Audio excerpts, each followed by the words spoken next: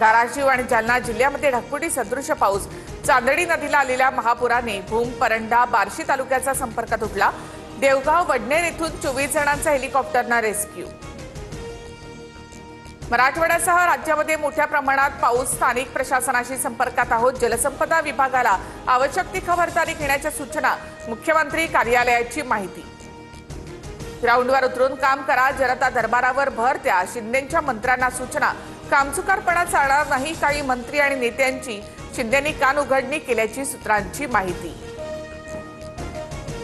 राज्यातील 43% सार्वजनिक उपक्रम तोट्यात। मंडळांना 50,000 कोटीहून अधिकचा तोटा।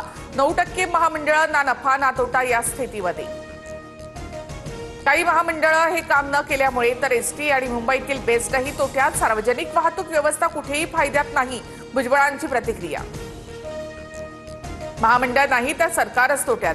जातींच्या नावाखाली महामंडळं उघडली। सरकारला ओव्हरड्राफ्ट करून कर्मचाऱ्यांचे पैसे द्यावे लागतात, नाना पटोलेंची टीका।